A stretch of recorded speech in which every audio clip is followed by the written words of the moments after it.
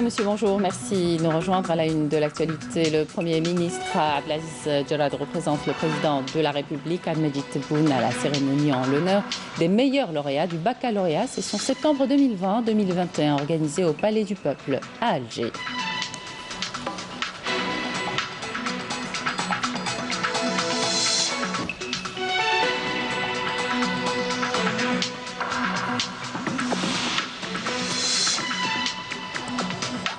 Campagne référendaire à 3 jours de la clôture de la campagne référendaire pour la révision constitutionnelle. Les différents animateurs continuent de sillonner le pays pour convaincre les Algériens d'aller voter pour cette loi fondamentale qui s'inscrit dans le sillage de l'édification de l'Algérie nouvelle.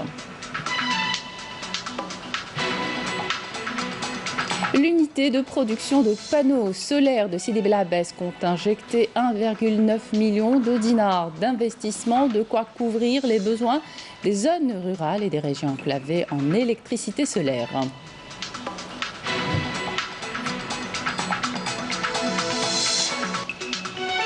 On abordera également ce matin une problématique qui concerne les malades atteints de cancer, le remboursement des soins par la CNAS. Un reportage au cœur du centre anti-cancer de Sidi Abdallah.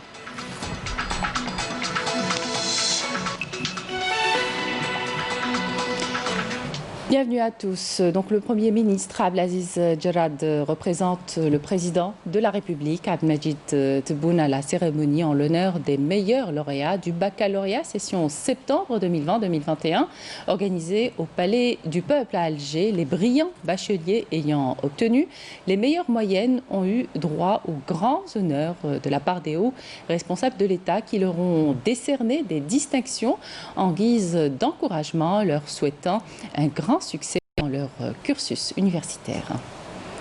ربعه على العرش وليله المرتبة الأولى وطنيا.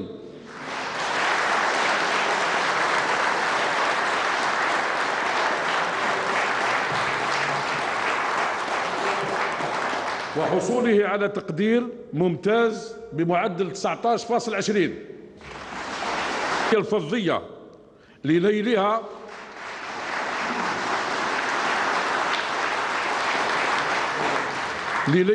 بمعدل 19.16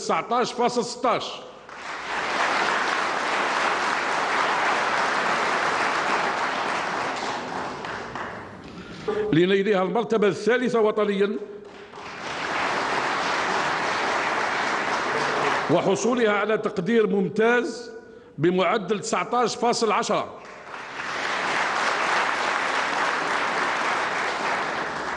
من المتفوقين الأوائل من ذوي الاحتياجات الخاصة.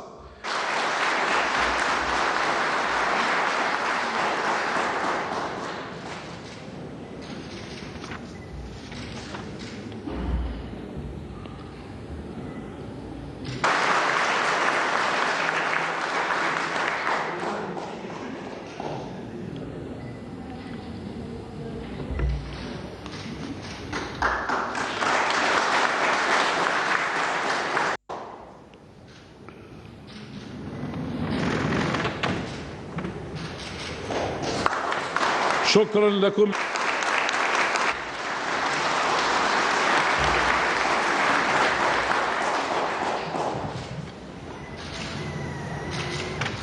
بمعدل 19.07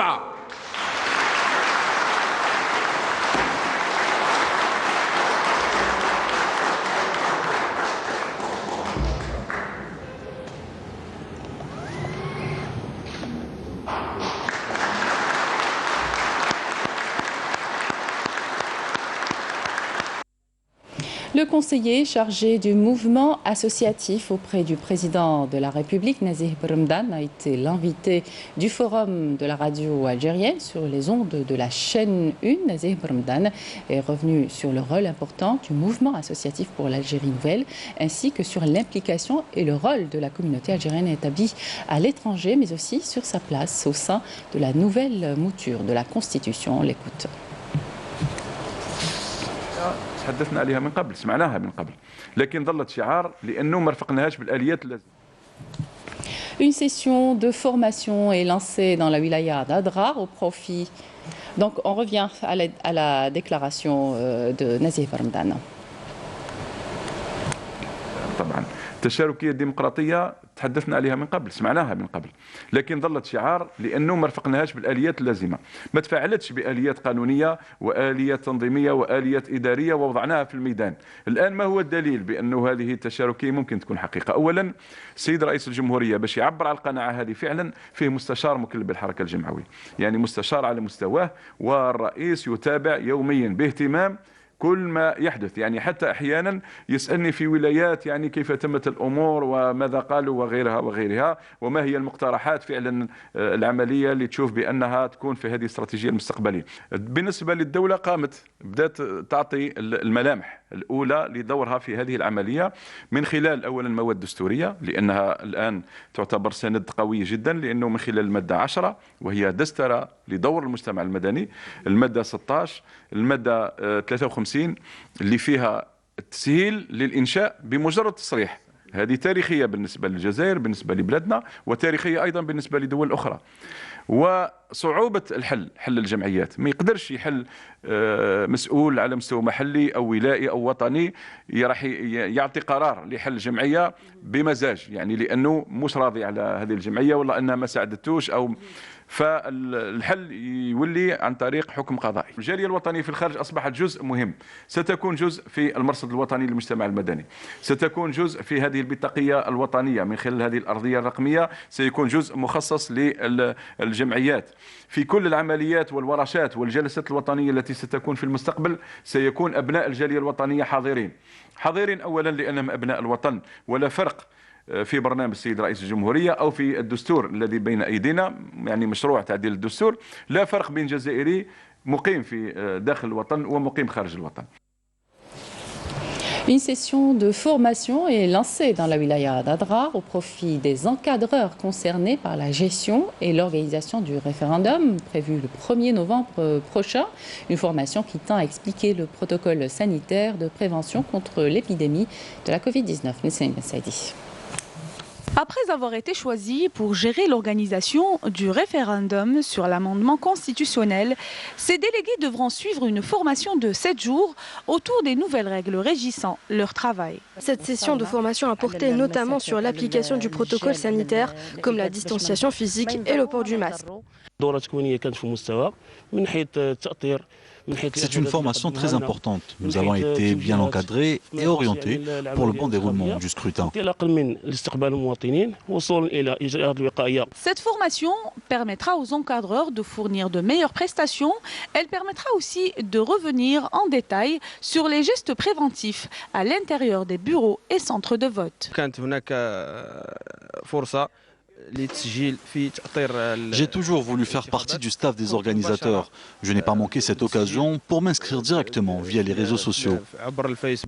باش نكون مؤثر في هذه العمليه الانتخابيه. هو تقنيه التحاضر عن بعد التي يعني Nous avons pu organiser cette session grâce à la technique visioconférence qui a réuni toutes les communes et tous les coordinateurs communaux qui ont bénéficié d'une journée d'études. Cette session de formation se poursuit à travers toutes les communes de la wilaya. Il est à noter que le corps électoral de la wilaya d'Adrar s'élève à plus de 273 700 électeurs. Le projet d'amendement de la Constitution n'a pas omis d'évoquer la promotion de la femme et l'insertion des catégories défavorisées dans la société et la vie professionnelle. Un exemple d'une battante qui compte bien faire entendre sa voix le 1er novembre prochain. Elle s'appelle Fitas Yamina, une de ces femmes actives exemplaires du milieu rural. Son portrait avec Wassila Bouchareb. Le commentaire est signé Naïma Chekchek. Les montagnes de Sidi Abdelaziz. Ici vit Fitas Yamina, la femme de fer comme la surnomment les habitants de la région. Une femme rurale très active. La femme rurale aime beaucoup travailler. À mon âge, je travaille la terre et ça ne me fatigue pas. Un travail quotidien à la force de ses bras. Yamina est très attachée à sa terre. J'ai demandé un mini-tracteur. قالوا لي حتى يعودوا عندك 5 هكتار. قلت لهم 5 هكتار هذه لا فيل تاع جيجل سي اون فيل مونتانيوز ما فيهاش لي 5 هكتار. Avec l'approche du rendez-vous électoral, nous avons voulu savoir ce que pense Yamina de cette perspective. نفوتي نشتي نفوتي pour mon pays. نحب الجزائر. كان نصيب لو كان الجزائر نوره، لو كان نصيب الجزائر الناس كلها يتمثل بها، لو كان نصيب c'est plus fort que moi. Elles sont nombreuses comme Yamina ici à Djidjel, des femmes battantes pour qui la terre est le socle solide qui les porte comme une mère porte son enfant. Et à 3 jours de la clôture de la campagne référendaire pour la révision constitutionnelle, les différents animateurs tentent de convaincre les Algériens d'aller voter pour cette loi fondamentale qui s'inscrit dans le sillage de l'édification de l'Algérie nouvelle. Le compte rendu de la 19e journée hier avec Boucha Broli. Le 19e jour de la campagne référendaire a été marqué par l'intervention du ministre du Tourisme, de l'Artisanat et du Travail familial, Mohamed Hamidou, qui a affirmé depuis Béchar que le projet d'amendement de la Constitution est un acte fondateur d'un État moderne et démocratique basé sur l'égalité des chances et le rétablissement de la confiance, a-t-il dit. Le secrétaire général de l'UGTA, Selim Labacha, a pour sa part assuré depuis Oran que le projet de révision constitutionnelle garantira, je cite, la protection des deniers publics, rationalisera leur utilisation et rompra avec toute forme de dilapidation ou d'abus. Fin de citation. Le président du Conseil national des droits de l'homme, Bouzid Lazhari, a lui aussi plaidé depuis Alger en faveur de la nouvelle mouture de la loi fondamentale, affirmant que cette dernière garantissait des outils forts destinés, dit-il, à la protection des droits de l'homme. À Oran, ce sont des imams et des chouyours de Zaouia qui ont défendu le projet de révision constitutionnelle, appelant les Algériens à unir leurs rangs et à participer massivement au référendum du 1er novembre prochain. Pour Abdelkader Hamzaoui, le commandant général des scouts musulmans algériens en déplacement à Ain Defla, le projet d'amendement de la Constitution vient en réponse, je cite, aux revendications de Hirak, ayant appelé à un changement profond dans le mode de gestion des affaires du pays. Fin de citation. À Blida, les autorités locales ont organisé une rencontre avec les étudiants afin de les sensibiliser sur l'importance de la participation au référendum du 1er novembre 2020. Selon les organisateurs, cette date constituera la première étape, disent-ils, dans l'édification de l'Algérie nouvelle. Le Rassemblement pour le nouveau processus a mené campagne en faveur du projet de révision de la Constitution auprès de la communauté algérienne établie en Palestine, l'exhortant à se rendre massivement aux urnes. Le même appel a été lancé via un communiqué par le SNAPAP, syndicat national autonome des personnels de l'administration publique. Le président du Front Al-Moustaqbal Abdelaziz Belaïd a affirmé depuis Skikda que le plébiscite du projet de révision constitutionnelle permettra une stabilité institutionnelle nécessaire à l'édification d'une Algérie forte. Le mouvement El Bina, le mouvement Al-Islah ainsi que El Fajr El Jadid ont tous convergé dans le même sens, appelant à une large participation aux prochaines consultations populaires. L'unité de production de panneaux solaires de Sidi Blabès compte passer à la vitesse supérieure en injectant dans un futur proche 1,9 million de dinars d'investissement. Une production qui sera dédiée notamment aux zones enclavées où l'introduction des panneaux photovoltaïques permettra d'améliorer considérablement les conditions de vie des populations locales. Naïm Al-Walish. Alors qu'il est nécessaire de se tourner au maximum vers les énergies renouvelables, l'ENI a ouvert depuis 2016 à Sidi Bel Abbès une unité de production de panneaux solaires qui peut produire jusqu'à 60 000 unités par an. En plus de la fabrication, cette unité fournit d'autres services comme l'étude, la conception, l'installation et proposition de solutions spécifiques dans le domaine de l'énergie solaire. Nous sommes spécialisés dans le processus de fabrication des panneaux solaires photovoltaïques. Tous nos panneaux, en termes de qualité, tous nos panneaux sont testés par cet équipement qui est complètement automatique. On installe toutes les solutions qui peuvent être demandées par le marché.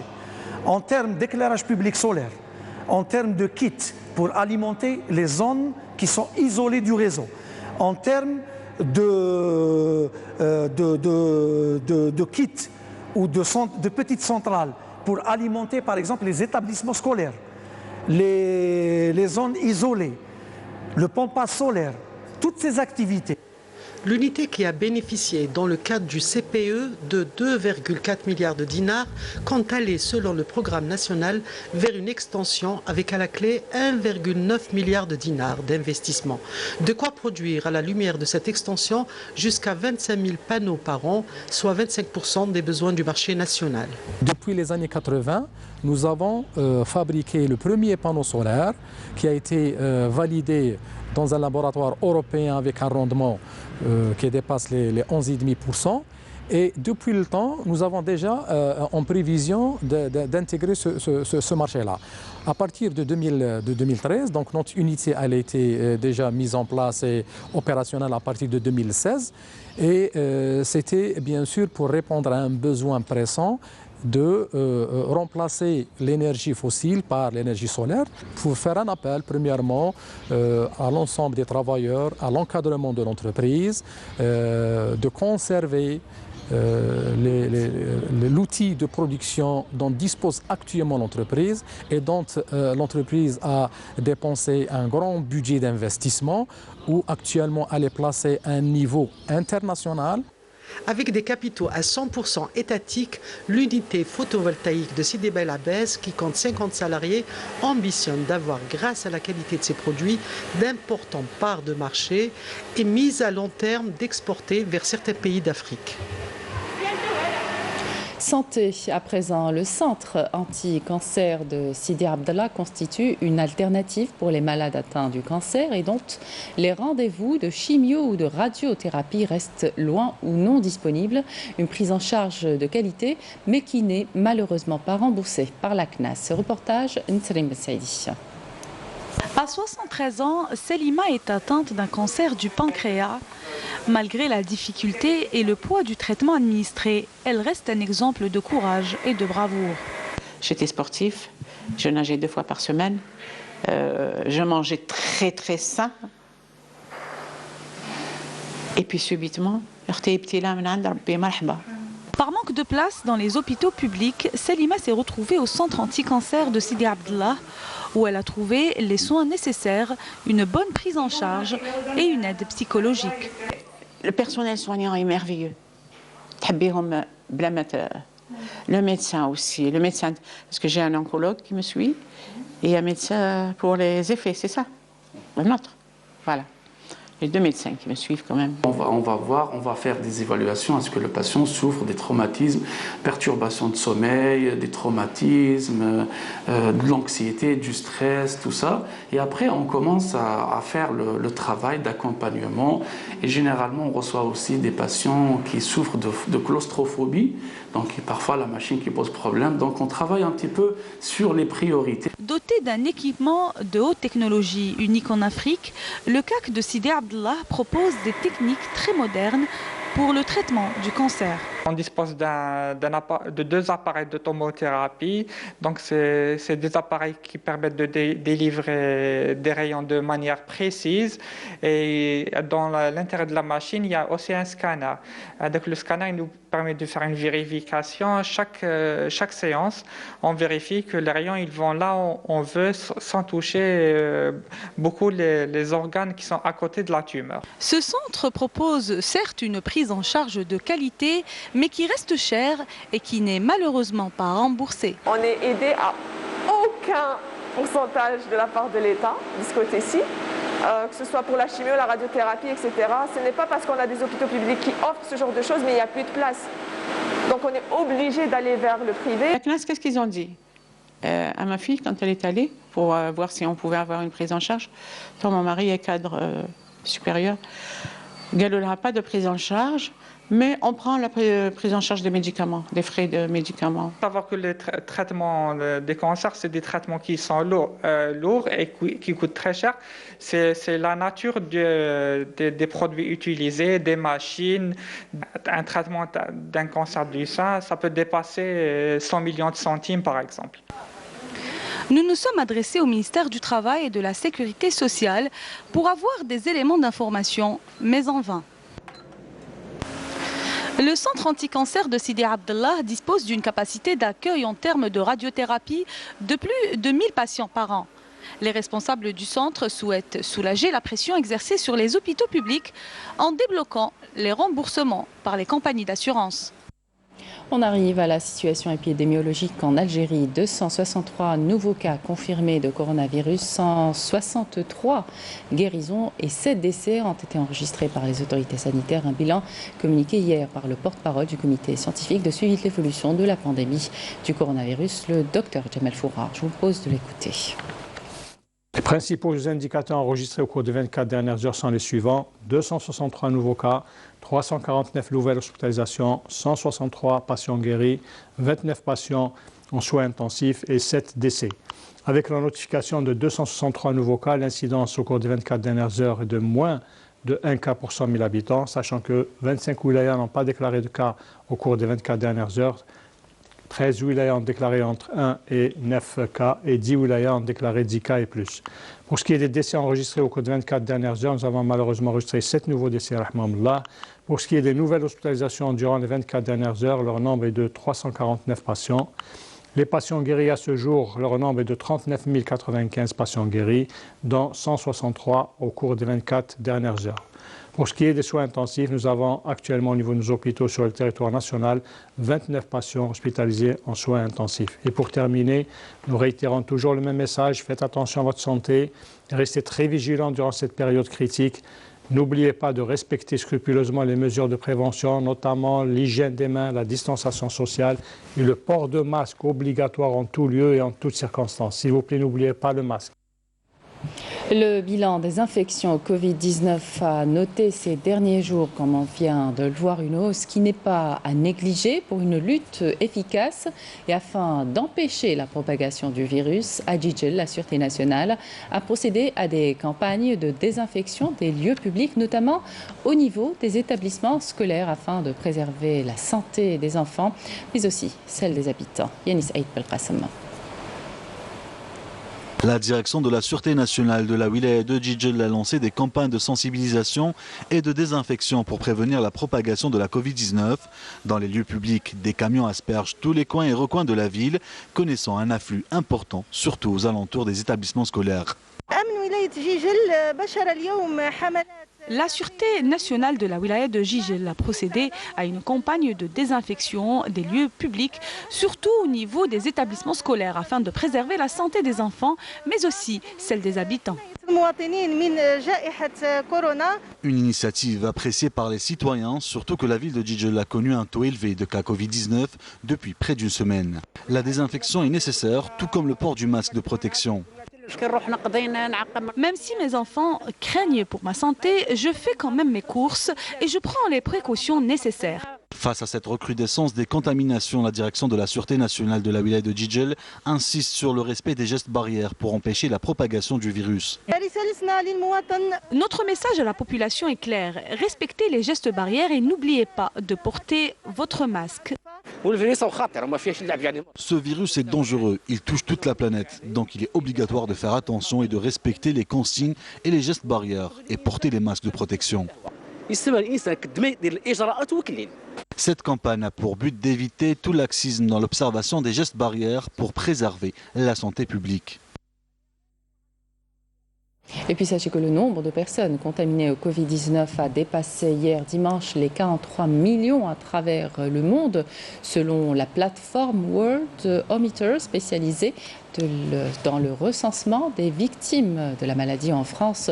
Plus de 50 000 cas ont été enregistrés et les États-Unis arrivent en tête des pays touchés par la pandémie. On revient en Algérie. À l'occasion de la journée nationale de la presse, le ministère du Tourisme a organisé un éduc-tour de découverte au profit de journalistes spécialisés dans le domaine touristique. Couverture et Hicham Daou. Après la fermeture, le temps était à la reprise. Pour cette première opération destinée aux médias, c'est l'antique cité de Tipaza qui nous ouvre ses portes, avec son potentiel riche et certain. De quoi charmer plus d'un. Je trouve que c'est une très bonne occasion pour nous, les journalistes spécialisés dans le domaine du tourisme, pour découvrir davantage et connaître les potentialités énormes que recèle l'Algérie. La visite a commencé par les ruines romaines, vestiges d'une ancienne ville inscrite au patrimoine mondial de l'UNESCO, suivi du complexe touristique Le 7, qui a été rénové et qui sera inauguré prochainement. On sait que le secteur du tourisme a été sévèrement impacté par cette crise sanitaire. C'est une manière un petit peu de renouer avec le secteur du tourisme et en faire un fer de lance et surtout pour essayer de promouvoir le tourisme interne. À partir de cet endroit, nous voulons, nous, journalistes spécialisés dans le tourisme, envoyer un message fort. C'est qu'on peut éventuellement reprendre notre place légitime dans le bassin méditerranéen. Tipaza reste un pôle touristique par excellence. Elle renferme de grandes potentialités naturelles mais surtout culturelles qui attendent que les agences de voyage puissent les transformer en produits touristiques. Et c'est la fin de cette édition. Merci de votre attention. L'information continue sur les liens qui s'affichent sur votre petit écran. Excellente suite de programme sur Canal Algérie.